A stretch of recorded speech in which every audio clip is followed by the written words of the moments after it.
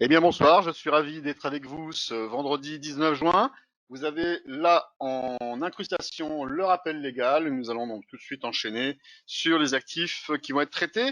Et justement donc ce qui fera suite à l'annonce du message qui avait été donné ce matin avec l'analyse matinale, prudence avant ce week-end.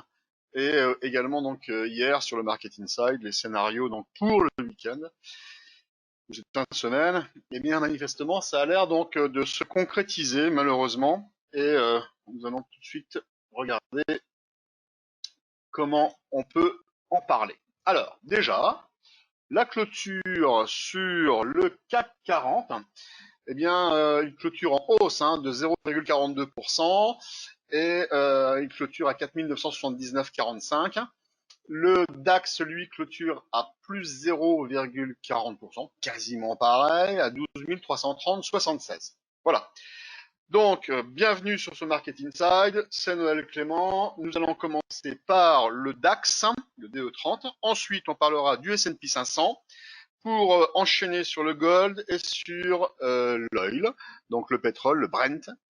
Et donc, j'espère qu'on aura le temps de tout faire. On va pas perdre de temps tout de suite. Déjà, ce que l'on peut voir, eh bien, c'est que ce qui avait été donc déjà dessiné par rapport ici au DAX en H4, eh bien, l'ADX, on voyait qu'il n'avait absolument aucune tendance. Donc, pour partir à la hausse, c'était assez compliqué. De la même manière que j'avais également mis le stochastique, puisque le stochastique, il est très utile à partir du moment donc, où nous sommes plutôt dans un trading range. Et donc, lui, il va nous donner donc des signaux donc, de sortie à la hausse ou à la baisse. Et on voit que là, il était passé en dessous de 50, il avait tenté de réintégrer la partie entre 50 et 80, qui est plutôt une partie donc, qui est normalement réservée au marché haussier. Et là, il a l'air donc d'échouer et de se cogner sur la fameuse zone des 50. C'est une zone de résistance à partir du moment donc, on n'est plus support. Et c'est ce qui s'est passé.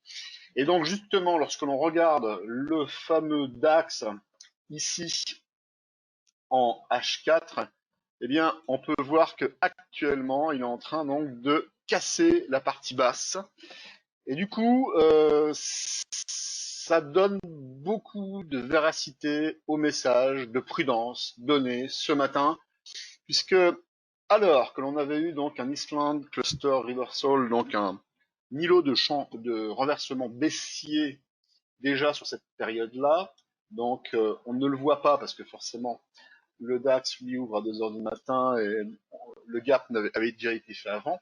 Il y avait déjà ici une structure en épaule tête épaule qui avait donc précipité les prix donc vers le bas. Et à cet endroit-là, donc il y avait un gap. On ne le voit pas, mais vous verrez tout à l'heure, je vous ai arrangé quelque chose justement pour rectifier donc ces manques. Et il y avait eu un dessin qui avait été fait justement donc sur le DAX quand il avait été étudié, c'était avant-hier ou c'était plutôt ou c'était lundi, je crois, tout simplement parce que ici il y avait une forme de biseau ascendant et justement lorsque la Chine fondamentalement, ça c'est le fondamental qui fusionne avec le technique, eh bien cette mèche que l'on a là, cette bougie que l'on a ici là, eh bien cette étoile filante, quasi étoile filante en H4, eh bien c'était parce que Pékin avait annoncé que sa deuxième vague était donc sous contrôle et du coup le marché donc est monté comme une balle comme on dit et en définitive c'est plus une chasse au stop donc des investisseurs qui sont en short qu'autre chose puisque en réalité et j'espère que vous n'avez pas fait partie justement de ce wagon donc de sortie puisque tous ceux qui avaient mis leur stop au-dessus des plus hauts alors qu'ils avaient raison. Quand je dis raison, c'est que s'ils avaient shorté, c'était justement pour avoir un marché qui part à la baisse. Et donc ils ont eu raison puisque j'irais à partir du moment donc, où on a été sorti avec un stop loss ici à l'arrivée, donc on se retrouve là. Donc le trade était bon, sauf que le stop était un peu trop près. Alors c'est toujours la difficulté de trouver donc le bon endroit pour mettre un stop, mais le mettre trop près, c'est également pas une protection, au contraire, ça vous fait perdre de l'argent. Et ça ne vous protège pas en réalité, puisque ça vous enlève 5, 3 ou j'en sais rien combien de pourcents sur le capital, mais dans tous les cas, ça l'a fait. Bon. Et donc, ce biseau donc, était correct, puisque en plus de ça, donc, il y avait des divergences baissières, on l'avait vu également avec les clients. Et ce qui est également donc, mis sur cet endroit-là, ici, vous avez une ligne de coup, là, qui avait été dessinée. Et cette ligne de coup rappelait justement une structure à nouveau en épaule, en tête, et là justement encore une épaule. Et a priori, on est en train de casser les lignes de coup par le bas. Donc, en plus de ça, quand on regarde donc les bandes Bollinger, quand justement j'évoque le fait que quand on a des bandes Bollinger très serrées, ça veut dire que nous serions donc à la veille ou à l'avant-veille d'un directionnel. Et regardez le resserrement de ces bandes Bollinger. Franchement, depuis bien longtemps, on n'a pas vu donc un resserrement si fort, quoi. Parce que ça voudrait dire que l'on pourrait donc avoir un mouvement fort avec des moyennes mobiles comme on les a ici, qui sont en support, et heureusement d'ailleurs qu'elles sont à la hausse. Eh bien, ça permet donc d'envisager donc un arrêt de baisse assez proche, hein. C'est-à-dire que le pire qu'on pourrait avoir, ça serait donc aux alentours de 11 400 points. Ça fait quand même 700 points de baisse, mais voilà. Le pire, c'est 11 400, 11 600. Puisque quand même, on a donc ces moyennes mobiles donc, qui permettent donc de se protéger donc sur une baisse importante. Mais également, ce que l'on avait pu voir aussi, et là je prolonge le trend ici en bleu, eh bien, on peut remarquer, hein, je dézoome, hein, on peut remarquer que ce trend est correct. Sauf que si à un moment donné, donc on viendrait donc justement sur cette zone extrême de rattrapage, eh bien on casserait ce trend haussier. Et, et ça serait vraiment de très mauvais augure pour la suite. Donc même si après par la suite on ne partirait pas à la baisse tout de suite, on pourrait après donc dériver mais en dessous du trend. Et pour le coup, donc on aurait complètement cassé ce trend haussier. Donc après on pourrait être en dérive latérale, qui servirait justement à aplatir donc les moyennes mobiles pour après donc trouver un autre directionnel peut-être à la baisse. Bon, allez, on va aller donc peut-être on va regarder en H1, intéressant. Donc vous voyez comment effectivement donc, ce côté fondamental peut fusionner justement avec ce côté technique. Eh bien voilà, vous avez donc exactement à un endroit comme ici, eh bien vous avez la Chine avec son annonce. Voilà, vous avez une étoile filante. Et là, cette étoile filante, elle est vraiment très très bonne, hein, puisqu'elle est tout en haut d'une tendance de rebond. Et en plus de ça, donc la confirmation est arrivée derrière, puisque pour confirmer une étoile filante, il faut donc après clôturer en dessous des plus bas. On voit que là, donc très largement, donc ça l'a fait. Après, par la suite, donc effectivement, on a fait une structure qui pourrait rappeler justement une structure en épaule. Ici la tête, et ici l'épaule de droite, cet endroit-là. Et peut-être ici, donc une épaule de gauche complexe, c'est possible. En tout cas, on voit que à ce niveau-là, justement, cette fameuse ligne peut vraiment être une ligne de coup qui a été cassée, vraisemblablement. Voilà. Bon, allez, on va aller donc directement sur le S&P 500 et vous allez voir justement ce dont je voulais vous parler. Justement, je vous ai fait aujourd'hui donc une construction qui vous permettra de comprendre un peu où on est. Sur le CFD, ce sont des futurs, c'est pareil, hein. On n'a pas les gaps, hein, puisque pour le marché cash, par exemple sur le Dow Jones, le S&P, le Nasdaq, donc sur les marchés US, ils sont cotés H24. Là, nous avons le S&P 500 qui est en H4, hein, qui est donc en 4 heures. Et donc lui, il est à H24, hein, il ne clôture, enfin il clôture si le soir. Ce soir, il va clôturer à 22 heures et puis ça va arrêter de côté à 22h15 à peu près. On va réouvrir après le dimanche à minuit. Eh bien, pourtant, donc le marché cash, lui, il ouvre à 15h30 et il ferme donc à 22h. Et là, nous avons eu donc à cet endroit-là, nous avons eu un gap baissier. Et donc c'est pour ça que cette bande en rouge ou en rose que vous voyez entourée donc d'un rectangle noir, c'est le gap. C'est le gap baissier que j'ai voulu vous retranscrire avec l'écart de prix que l'on a, puisque à 3085, hein, actuellement le S&P cash, lui, il est 11 points dessus, il est à 3096 à peu près, hein. Et donc je voulais recalculer pour vous mettre exactement où il était, ce fameux gap baissier. Et on voit que à partir du moment où là, cette bougie-là n'existe pas, hein, sur le marché cash. Et à partir du moment où on est tombé, on est remonté après par la suite, et on est allé donc à l'intérieur de ce gap et on l'a même pas fermé. Hein, vous voyez, cette mèche haute, elle n'a pas atteint le plus bas, donc du gap pour le fermer. Et donc d'autant plus, on ne l'a pas non plus invalidé. Pour l'invalider, il faut clôturer au-dessus donc de cette partie haute. Et du coup, ça donne énormément donc de crédibilité justement sur le scénario donc baissier, puisque j'avais pris donc l'hypothèse que nous avions donc terminé une vague B, hein, donc une structure très très longue, hein, en ABC, hein, je redézoome à nouveau, là pour le S&P. Et là on retrouve et on reconnaît donc un biseau ascendant, je vous l'avais dessiné hier je crois, avec ici donc la fameuse vague A, ensuite là-haut la fameuse vague B qui serait terminée, et la vague C qui sera en construction. Et quand on regarde justement donc cette structure, eh bien le biseau aurait été cassé justement après avoir fait ce gap baissier. Et quand nous sommes revenus donc à l'intérieur, on a totalement échoué. C'est d'ailleurs pour ça que ce matin, eh bien, je m'étais permis donc de dire que, bien sûr, prudence à cause des quatre sorcières, mais pas seulement. C'est parce que donc le marché donc était donc d'après moi donc même si effectivement il a monté aujourd'hui sur le Dow Jones de 300 points, même plus je crois. Actuellement on baisse de 180 points. Bon, je ne ris pas parce que ça m'amuse, mais c'est parce que c'est quand même assez affolant quand même de voir. Je suis toujours épaté de voir de quelle façon je ne suis pas blasé du tout par ce marché parce qu'il m'étonnera toujours. Et donc, l'idée que nous avions donc une vague C qui se construisait, elle pouvait se faire en 5 sous-vagues en impulsion. Donc, on va pas revenir trop loin dans le détail, mais ici, nous aurions donc une vague 1, une I, une vague 2, une 2I, et j'avais repris aussi l'idée que nous avions retracé 78,6, et une vague 2 qui retrace 78,6, c'est quasiment idéal. C'est quasiment ouais, c'est dans la profondeur maximum, hein. Et donc, du coup, nous aurions une vague 4 par la règle des balancements. Elle serait beaucoup moins profonde, elle pourrait faire 23% par exemple. Eh bien, ici, nous serions en train d'attaquer donc la vague 3. Mais cette vague 3 elle-même peut se faire aussi en 5 sous-vagues. C'est pour ça que la hausse que nous avons eue aujourd'hui, eh bien, elle faisait donc écho à, ici, on va dire peut-être une vague 1, une vague 2 et une vague 3 de 3.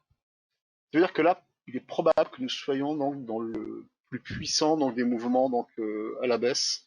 Alors je ne sais pas où il va s'arrêter donc lundi, mais j'avais vraiment mis en garde comme quoi. Et on verra pas le VIX aujourd'hui. Mais l'idée, donc, vous garderez le Market Insight d'hier.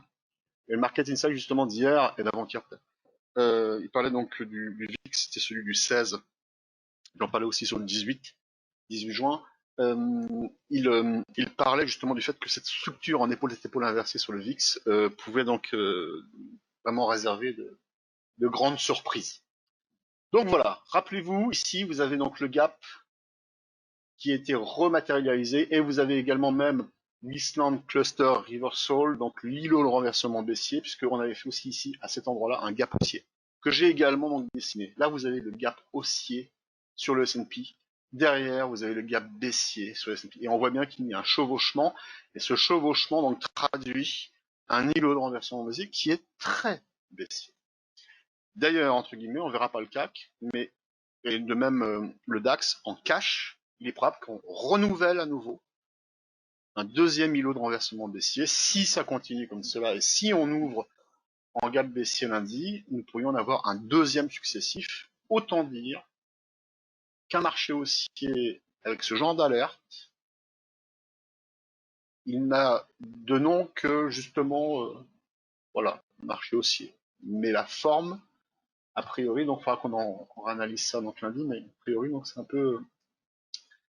un peu donc remis en question. Alors, bon, pour ce qui concerne l'or, l'or, on l'a aussi en H4. J'aime beaucoup cette unité de temps parce que généralement, elle permet donc de voir à la fois donc une partie intraday puis une partie aussi en daily puisque c'est la moitié d'une journée, quasiment, hein, quasiment. Je n'ai jamais été donc baissier vraiment sur l'or pour plein de raisons, mais la principale, c'est que quand on regarde en H4, on voit très bien que vous avez la moyenne mobile ici à 377 périodes. C'est une moyenne mobile de Fibonacci. Vous savez donc, c'est un mathématicien de Florence qui nous avait donc fait ce cadeau justement sur cette suite de Fibonacci. Et moi, j'ai choisi donc de prendre les moyennes mobiles qui s'y rapportaient parce que j'utilise également donc les retracements. Et quand on fait donc des vagues d'Elliott, on utilise aussi Fibonacci. Donc c'est tout un ensemble.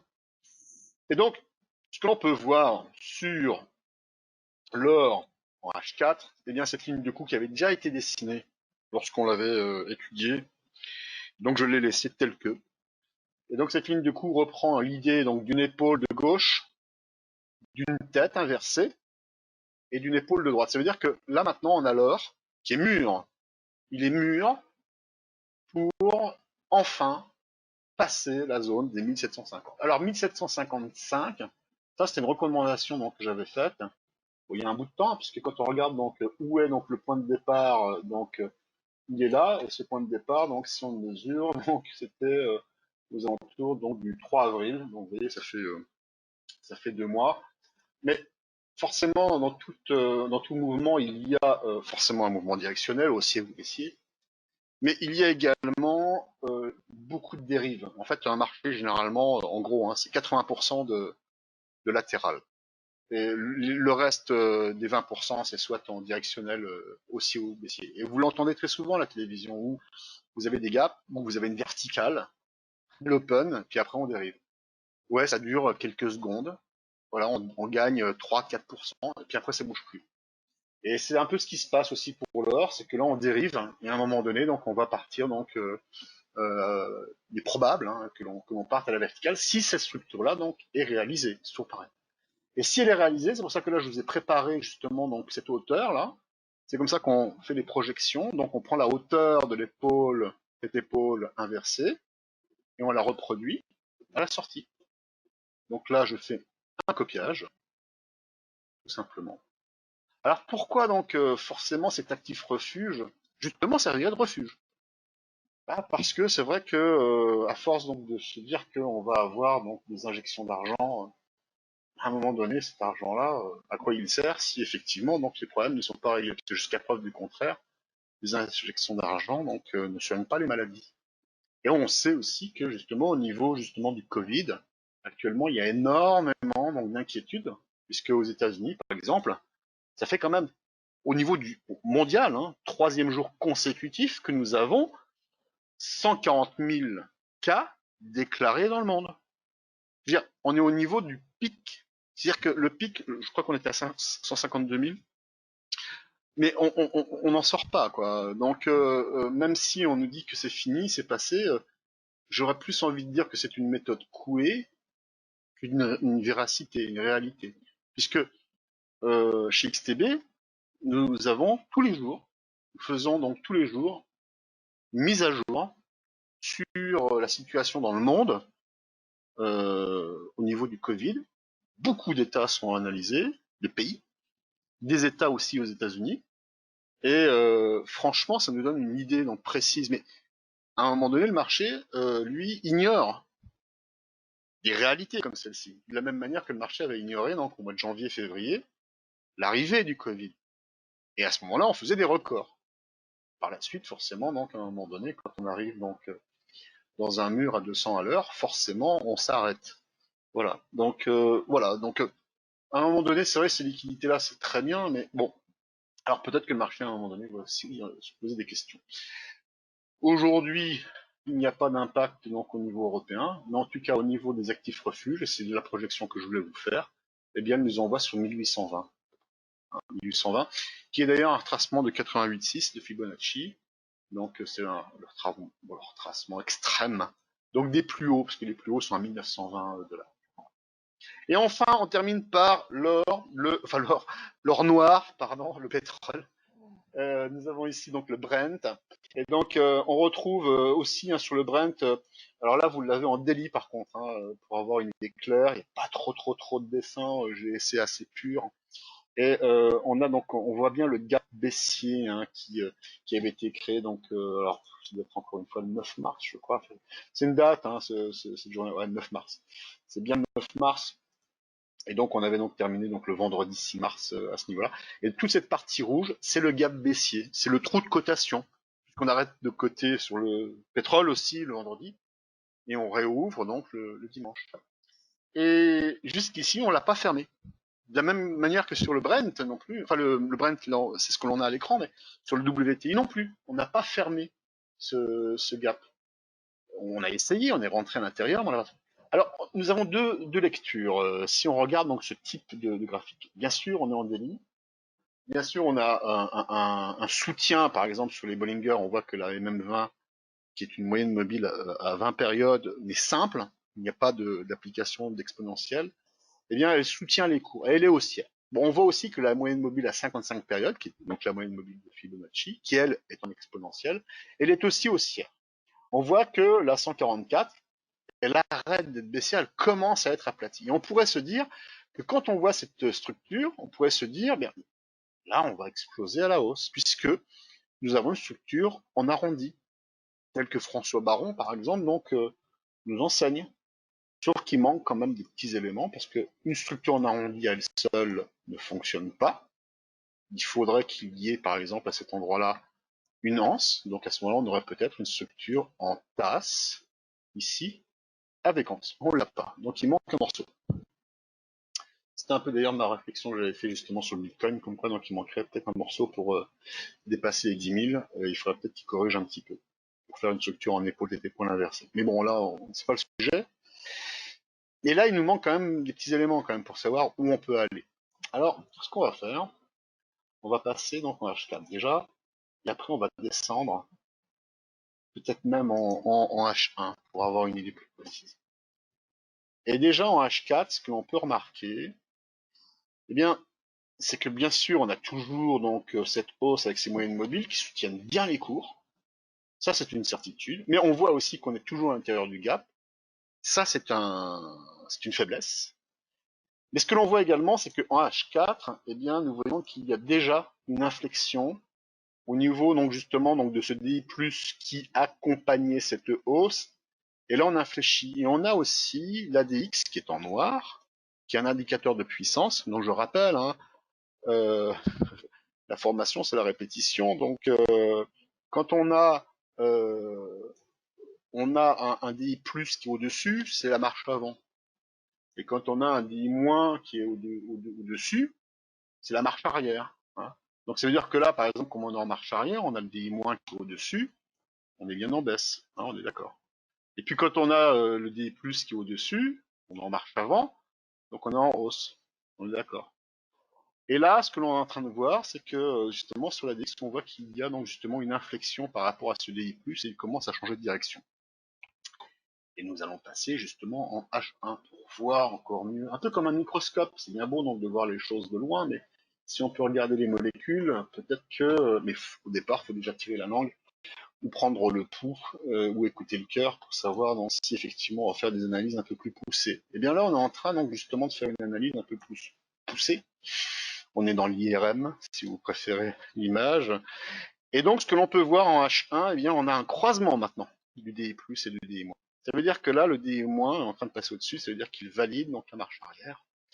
Et nous voyons également qu'au niveau justement des moyennes mobiles, eh bien, cette hausse que l'on avait donc très ancrée en H4, eh bien, elle est en train de s'aplatir. Et quand on a donc ce type de structure, ça veut dire qu'on est en train d'aplatir, mais surtout donc de donner une inflexion donc à cette hausse. Et ce qui fait que je ne dirais pas que cette hausse-là donc serait donc un double sommet, mais il en a quand même l'allure, il en a la saveur.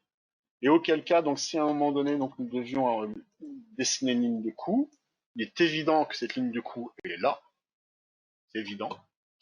Et c'est évident également que si on a un double sommet, eh bien, la projection donc de cette baisse nous enverrait donc sur environ 31 à peu près. Donc, si on prend le sommet maximum, hein, pour voir le maximum que l'on pourra avoir, avec, je prends donc le milieu donc de la ligne de coup, et donc je reproduis. Voilà, je prends. Voilà. Donc, on arrive, ouais, c'est un peu plus bas. L'estimation donc au doigt mouillé n'était pas si mauvais. Donc on arriverait à peu près ici, 30, 65. Maintenant, on va revenir en arrière pour comparer par rapport au contexte haussier qui était très positif, justement donc en H4 et en D1 et en DLI. Donc on peut voir que sur cette zone-là, c'est quand même une zone qui a quand même été assez travaillée. Bon, pareil, hein, là je vais faire donc un rectangle, mais je vais vite l'enlever pour pas donc alourdir je dirais le graphique, mais on voit que sur cette zone-là, on voit bien que c'est quand même une zone qui est très travaillée, une zone qui est très travaillée. C'est-à-dire qu'il y a eu beaucoup de trades qui ont été faits là, donc il y a eu beaucoup d'échanges, des investisseurs qui ont beaucoup rentré-sorti, donc il est probable que l'on rentre et on sorte également. Et enfin, on va revenir une dernière fois donc en délit, et après on se quitte, si vous me permettez. Et donc c'est de voir que globalement, si on revient donc sur cette zone, eh bien ça serait une zone donc, qui vraisemblablement donc peut-être effectivement on viendrait attaquer la BB1, peut-être effectivement qu'on partirait dans une bulle, mais objectivement, je ne la vois pas y aller déjà tout de suite en direct. Si on y va, ça sera donc après plusieurs semaines. C'est même pas une question de jours. Contrairement à ce que je disais la semaine dernière au niveau de la correction, c'était une question de jours, pas de semaines. Là, par contre, je pense que si effectivement le pétrole devrait revenir dans cette zone-là, ça serait plutôt une question de semaines et non pas de jours. Donc, ça veut dire que on devrait travailler cette zone encore et encore et encore avant donc de partir à la baisse. Parce que franchement, même si là donc on a une allure donc en double sommet, objectivement, je ne pense pas que ce en soit un. Au contraire, je pense plutôt que l'on est à la veille d'une dérive qui serait comprise pour le Brent entre 44 et 36, voilà. Après, donc on pourra viser, hein, franchement, mais chercher tout de suite les 30, objectivement, je ne pense pas. En tout cas, donc techniquement, le marché ne donne pas de signe de faiblesse. Loin de là. Donc, pour que l'on parte à la baisse, il faut vraiment qu'il y ait un travail en dérive. Et ce travail-là n'est pas encore fait, donc tout reste à faire. Voilà, je vous remercie. Je vous souhaite donc un bon week-end. Protégez-vous. Il vous reste encore quelques heures. Il est 18h41. J'ai un peu pris de retard, beaucoup de retard.